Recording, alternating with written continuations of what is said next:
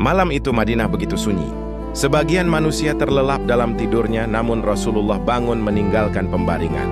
Beliau berwudu, lalu berdiri dalam sholat malam yang panjang. Ayat demi ayat Al-Quran dibaca dengan penuh penghayatan. Hingga Rasulullah sampai pada kisah para nabi terdahulu, kisah umat-umat sebelum beliau. Beliau membaca doa Nabi Ibrahim alaihissalam, "Ya Tuhanku, sesungguhnya berhala-berhala itu telah menyesatkan banyak manusia, maka barang siapa mengikutiku sungguh dia termasuk golonganku." QS Ibrahim 36. Rasulullah terdiam sejenak. Beliau merenung betapa Nabi Ibrahim memikirkan umatnya yang tersesat oleh dunia. Lalu beliau melanjutkan bacaan hingga sampai pada doa Nabi Isa alaihissalam.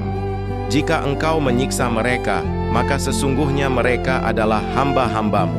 Dan jika engkau mengampuni mereka, maka sungguh engkau maha perkasa lagi maha bijaksana." QS Al-Ma'idah 118. Saat ayat ini dibaca, suara Rasulullah mulai bergetar.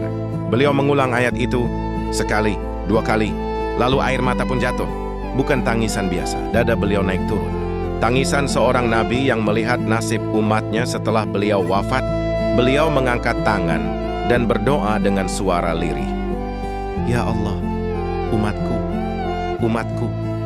Beliau tidak meminta keselamatan untuk dirinya, tidak meminta tambahan kemuliaan. Yang beliau pikirkan hanyalah umatnya, kita yang hidup berabad-abad setelah beliau. Tangisan itu semakin dalam, hingga Allah mengutus Jibril alaihissalam turun ke bumi. Padahal Allah maha mengetahui, namun dia ingin memperlihatkan kemuliaan Rasulullah kepada para malaikat.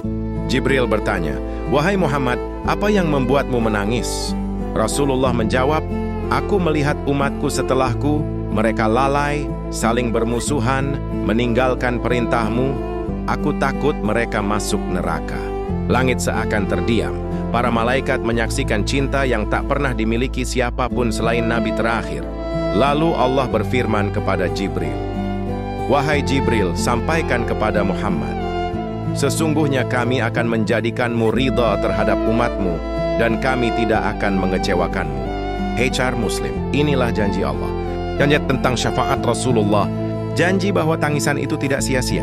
Para ulama menjelaskan, bila disebut tangisan Rasulullah menggetarkan langit dan arsy, itu bukan gambaran fisik, melainkan besarnya peristiwa itu di sisi Allah hingga menjadi perhatian seluruh malaikat.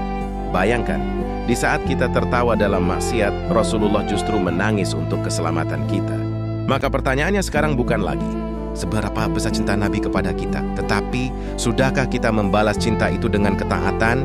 Jangan lupa tekan tombol like, tulis komentar pendapatmu, share agar lebih banyak yang diingatkan, dan subscribe channel ini agar kami semakin semangat membuat konten kisah-kisah Islam yang menyentuh hati.